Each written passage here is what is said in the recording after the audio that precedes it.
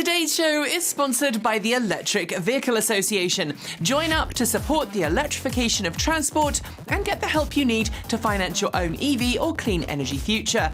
And by Unspun, a certified B Corp building ultra-sustainable and custom-built jeans from 3D iPhone scans. Sign up as a beta tester today and get a $40 gift card towards your first pair of jeans in exchange for your feedback and advice. And by Energy Sage. Visit the link in the description to find local verified solar installers and community solar projects in your area that will help you power your home and your car with clean, green, renewable energy. Welcome back to TEN or Transport Evolved News. I hope you are ready for lots of news from the end of Q3, because there's quite a lot of that in today's show. It was this time last week that Elon Musk unveiled Tesla's latest prototype Optimus robot and detailed some massive progress being made on full self-driving, Project Dojo and AI. And hot on the heels of that event, toward the end of this week, Elon Musk took to Twitter to confirm that Tesla has now officially begun series production of the Tesla Semi. While it is great to see the Tesla Semi finally in production 5 years after it was first unveiled, it is worth noting that we should probably expect production volumes of the Tesla Semi to be nowhere near Tesla's other production vehicle volumes, because the Tesla Semi uses a lot more resources than a passenger car. Musk reiterated the range of the first Tesla Semis would be 500 miles or 805 kilometers, the larger of the two pack options offered, with PepsiCo taking delivery of the first Tesla Semi on December 1st. Shortly after deliveries began earlier this year of Toyota's all-electric BZ4X crossover, the automaker announced a stop sale to rectify a safety issue with the same. At the time, we can't say that we were surprised. Toyota isn't known for its love of electric vehicles, and the BZ4X was a project that Toyota really didn't seem to care that much about. In fact, during the official recall, to address a fault with production that left the wheels of some BZ4X cars prone to falling off, Toyota actually offered to buy back customers' cars, a move that from the outside at least looked like Toyota would rather the BZ4X wasn't even on the road. But this week, after announcing it had rectified that fault, plus another previously undisclosed fault with the car, Toyota confirmed that sales and deliveries of the BZ4X have begun again. Here's hoping it's plain sailing from here on out, because frankly, more consumer choice is a good thing. Honda officially unveiled the 2024 Prologue EV this week, the first all-electric car to wear the Honda badge in North America since the Honda Clarity EV. Sized roughly between the Honda Passport and Pilot in the mid-size SUV category, the Prologue looks fairly similar to the Chevrolet Blazer externally, and that's not surprising since both vehicles share the same GM Ultium platform and will be built on the same production line in Mexico. But while the Honda Prologue shares much of its mechanical components with GM's new and upcoming electric vehicles, thanks to a joint partnership between the two companies, the interior is unmistakably Honda, with what looks to be a very well thought out interior that is neither too garish nor too ostentatious. Sadly, performance, range and price haven't been released yet, but so far, what do you think? When Ford unveiled the F-150 Lightning in 2021, its entry-level model, the Ford F-150 Lightning Pro, was given a headline price of under $40,000. That was an impressive price for a work truck, even if the truck was pretty stripped down in terms of its interior design. And it offered a great option to those who didn't want the more expensive XLT, Lariat, or range-topping Platinum variants.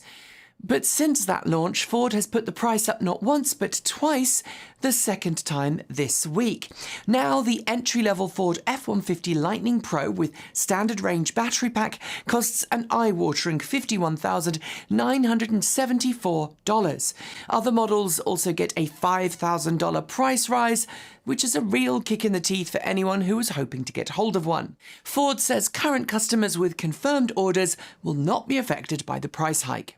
After 2 years of lower global electricity demand caused by more people working from home during COVID-19, global grid demand was back up for the first half of this year. This week, a new report by London-based think tank Ember shows data that shows that despite that demand, the grid just got cleaner. Analysing global electricity demand during H1, it shows that renewable electricity met 100% of the increased demand, saving a 4% increase in fossil fuel generation and preventing 230 megatons of carbon dioxide from being emitted into the atmosphere. Moreover, a 36 terawatt-hour drop in coal-fired electricity production, a 23 terawatt-hour drop in nuclear power generation, and a 1 terawatt-hour drop in gas-powered electricity generation means the grid is cleaner than ever before. The US-based Insurance Institute for Highway Safety is one of the world's leading crash test agencies, and for automakers, earning its Top Safety Pick, or Top Safety Pick Plus, is quite the accolade. Every year, the IIHS tests become more stringent, putting pressure on automakers to improve their cars' crash test worthiness. And this week, we learned that the Ford Mustang Mach E just earned itself a good rating in the agency's updated side impact crash tests. The test, which now uses a heavier barrier, travelling faster than in previous years, is consequentially harder for cars to score well in, but better represents the average weight of a modern midsize SUV T-boning you at an intersection. Overall, the rating means all but the California Route 1 Mustang Mach E variant retain a Top Safety Pick award for this model year, but in future years the cars will need to up their game to keep that rating. Aptera has officially announced the start of solar cell production for its upcoming solar electric vehicle and, in doing so, has named its chosen solar cell supplier. Unlike most solar panels, which are created with all the cells oriented on the same plane, automotive body panel solar panels, like those found on the Aptera and other cars like the Sono Sion and Lightyear 1, have to curve with the respective curves of the vehicle they are part of, creating some pretty big challenges to manufacturing. However, after months of testing and refining its various solar cell designs, Aptera has chosen Maxeon Solar Technologies as its preferred solar cell production partner. According to the press release announcing the partnership, it does look as if Aptera is already working with Maxeon-built cells in various prototypes at its headquarters in Southern California, so watch this space. Most vehicles on the market today that have some form of semi-autonomous driver assistance feature use a combination of camera-based sensors, radar, ultrasonic sensors, and sometimes even LiDAR. As I'm sure you know, Tesla has been an outlier, choosing some time ago to eschew radar sensors in its cars, instead using cameras to help the car see the world around it. While it dropped radar from its vehicles though, Tesla did continue to build cars with ultrasonic sensors in its bumpers, primarily to help with low-speed parking maneuvers. But this week, Tesla confirmed it's now ditching ultrasonic sensors in Model 3 and Model Y, making Tesla Vision System the only way that those cars will see what's around them. Tesla says the systems will improve over time, but warns for now, cars without ultrasonic sensors will initially not be capable of Smart Summon, Auto Park, Summon, or Parking Assist. When it comes to envisaging what kind of future the auto industry has ahead of it, many automakers and auto industry executives remain sceptical of the part EVs will play. And in the last few years, we've seen various auto industry execs line up on the pro or anti-EV side, with many large companies like Volkswagen going all out on EVs. This week, we have a new executive and automaker to add to the list, Mercedes-Benz CEO, who told CNBC's Jim Cramer that, quote, step by step, we see the market turning, end quote, toward EVs. Digging deeper, he conceded that everyone has realised that climate change is real and that solving that is down to automakers and their engineers. He commented that Mercedes-Benz believes the switch from EVs will be a good thing for the company, especially given its position as a luxury automaker, because many EV buyers are buying luxury EVs. Over-the-air software updates are now very much a standard part of any new electric vehicle. First normalised by Tesla. Although Tesla didn't come up with OTA, cellular connections to most modern EVs give us new features, bug fixes, and sometimes even things that weren't possible when we first purchased our vehicles. But while OTA is now common for EVs, it's not something I'd ever expect to see on an electric bicycle. However, this week, Okai published a new over-the-air update that gives its Okai Ranger fat tyre e-bike a 50% boost in performance. Granted, it's not technically an over-the-air software update because the bike doesn't have its own SIM card. You have to download the update via a mobile phone app and then send it to the bike. But frankly, it's still pretty darned cool. Short shorts are on their way in a moment, but first, how would you like to buy the best pair of jeans you'll ever own, all without spending hours in the shops? Enter Unspun. It is a US-based clothing company looking to revolutionize the way we think about the clothes we wear, using the latest technology to make custom, sustainable jeans that fit so well that they will become your favorite go-to clothing choice in no time. Unspun's mobile app uses the built-in Face ID sensors on Apple's latest iPhones to create a detailed 3D scan of your body, which it then uses to craft a perfectly fitted pair of jeans to your chosen specifications. And if you happen to be within easy reach of one of Unspun's stores, you can drop in to have one of Unspun's trained assistants help you get the custom fit you deserve. You pick the colour, the thread and the style you want, and Unspun does the rest. And because every pair of jeans are custom made, it eliminates the majority of wastage associated with garment manufacturing. Right now, Unspun still cuts parts from traditional bolts of fabric, using any offcuts to produce denim insulation for homes, but its ultimate goal is to produce custom woven jeans for every person. And unlike many brands out there, there are zero sweatshops involved. When I was looking to buy my last pair of jeans, I couldn't find any on the rack that fitted me well, and so I decided to give Unspun a go. I really loved that I could get measurements made without leaving my home, and a few weeks later, I got these, what I can only describe as my best pair of jeans ever. Normally, Unspun jeans start from $200, but if you follow the link below and promise to give your feedback to Unspun, you'll get $40 off your first pair. So go check them out, because I'm glad I did. And now it's time for Short Shorts. Chevron and Texaco fuel stations have announced a new partnership with FreeWire Technologies that will see FreeWire's battery-integrated high-speed charging stations deployed at Chevron and Texaco stations across the US. More charging is always good.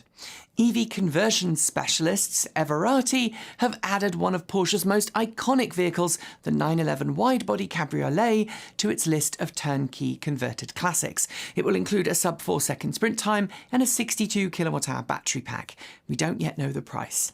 Following last week's second AI day, Tesla stock has been officially upgraded by S&P Global Ratings to investment grade in the system's credit rating system. It had previously been rated as a junk bond, despite having held a very positive cash position for 2 years.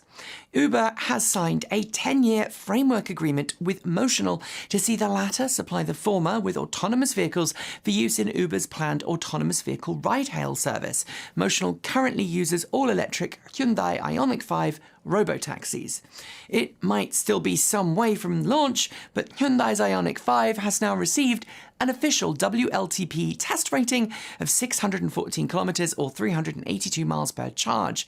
Real-world range will be lower than that quoted on the WLTP test cycle. Volvo has continued to drip-feed information about its all-electric EX90 SUV this week, confirming that the full-size crossover will launch with two-way bidirectional charging out of the box. It will mean owners will be able to use their cars as backup power for their homes. BYD has just signed a massive partnership with German-based rental company SIXT. The agreement will see BYD supply SIXT with 100,000 electric vehicles over the next 6 years in a deal that is worth millions of dollars to BYD and will transform SIXT's fleet. GM has released sales figures for the Chevy Bolt EV for the third quarter, showing record-breaking quarters for the car. Just shy of 15,000 Bolt EV and Bolt EUVs were sold during that quarter, the best the Bolt family has ever experienced. Those figures from GM were pretty much blown into insignificance, though, by the global delivery estimates from Tesla for the same quarter. It announced midweek that it had delivered a record 343,000 1,000 Teslas during Q3. Meanwhile, Rivian confirmed its quarterly delivery estimates, showing a significant increase in deliveries during Q3, 7,369 R1T and R1S combined, which may seem small, but it's a significant increase on Q2 figures. The third quarter may have been good for some companies, but not for others, and Kia America confirmed this week that while its overall sales gave its best ever September, independent registration data shows that EV6 sales were down significantly in the US in Q3. Kia can at least rest easy, though, knowing its sales figures for the EV6 weren't anywhere near the low figures achieved by Cadillac's Lyriq EV. Constrained by parts supply issues and battery availability, Cadillac shipped just 36 Lyriq EVs to customers during Q3. Meanwhile, Ford, despite its second just announced F150 Lightning price hike, was celebrating the fact that while overall sales were down, EV sales tripled from August to September as it hits its stride with the F150 Lightning, E-Transit and Mustang Mach E production. Sticking with sales for two more shorts, Norway's plug-in sales figures for the month of September show another dramatic drop, partly down to parts and vehicle shortages and partly, I'm going to suggest, down to financial concerns about the economy. That has been less of a problem for BYD, which reported this week that it sold 161% more EVs in China this year so far than the same period last. It sold more than 200,000 new energy vehicles in China last month, which is a brand new record. British-based commercial vehicle manufacturer Arrival has just announced the completion of its first production verification arrival van at its Bicester microfactory. As with any production verification vehicle, this van is used to test the production technique is sound. Documents discovered by CarBuzz suggest that BMW is busy trademarking new iX monikers for its family of electric cars. So far, the BMW iX6, iX7, iX8 and iX9 have all been trademarked, suggesting that BMW might have a lot of new electric SUVs coming to market. The Wuling Hongguan Mini EV, one of the world's most affordable EVs, has just got a new sibling in the form of the Wuling Hongguan Mini EV Cabrio. That's right, the tiny two-seater now has a ragtop variant, and it's yours for $14,000 or equivalent. Renault is busy readying a slew of new models that will debut at the Paris Motor Show in just 9 days' time, but this week teased silhouettes of one of the ones that we're keen to see, the all-electric Renault 4 concept. Frankly, it looks like a chunky off-roader with a roof rack. Karma Automotive has served papers against several former employees who now work as executives at DeLorean. Karma alleges those it's suing, including DeLorean's CEO, sabotaged investment opportunities for their own gain, luring Karma investors away. Hyundai has announced a small $1,500 price increase across the entire IONIQ 5 range for the 2023 model year. It is a massive difference to some of the price hikes we've been seeing from other automakers, though. Right, Ford? The US state of Vermont has announced a gas clunkers for EVs program that's incentivizing citizens to trade in their old gas guzzlers for a brand new EV. The Replace Your Ride program will offer up to $3,000 per person who trades in their clunkers of more than 10 years old. Sticking with state politics, Democratic Senator for Georgia, Reverend Raphael Warnock, who is currently up for re-election in the November midterms, has just introduced a new bill designed to offer a grace period to allow non-domestic-made EVs to qualify for tax credits under the recently signed Inflation Reduction Act. Maserati has finally shared more details of its upcoming GranTurismo Folgore, an all-electric Grand Tourer with a $170,000 price tag. It will have 1,200 horses and a 2.7-second stoplight sprint time. A new bill introduced to the US Senate called the Bidirectional Act would create a program dedicated to building a nationwide network of school buses with vehicle-to-grid capabilities. It would help smooth out peaks and troughs in the grid electrical demand. The US Internal Revenue Service and the US Treasury Department are seeking public comment on the draft rules for new US federal EV tax credits, stating that the rules are on a fast track to finalization so that citizens should see guidance by the end of this year. in time for tax season. A proposed tax bonus for Georgia that was meant to encourage Rivian to build its new production facility there has been rejected by a state judge. The judge said that county officials hadn't proved the factory was a sound, reasonable and feasible investment as required by state law. UK electric car conversion specialist Swindon Powertrain has expanded its range of offerings this week to include a crate battery pack to go alongside its crate motor kits for small cars like the original Mini. Batteries are available in 30 and 60 kilowatt-hour off-the-shelf configurations. As part of its push to make electric vehicles easier to use across Europe, the EU Parliament's Transport Committee has issued a set of proposals that, if passed, would require EV charging stations every 60 kilometres, that's 37 miles, on major roads. Brits love themselves some up-class glamping, but this week a new hotel popped up in Essex with a difference. Called Hotel Hyundai, it's a luxury glamping cabin, restaurant and cinema that is powered by the vehicle-to-load capabilities of the Hyundai IONIQ 5. Yes, it is a PR stunt. And those are your short shorts. There will be more next time. We have all been ablaze this week at the channel, coming up with all kinds of amazing new content for you, and one I cannot wait to share with you is the video we made last month to Exos in Los Angeles, where I got a chance to drive the company's step van. It goes live on Monday, but here's a little teaser for you.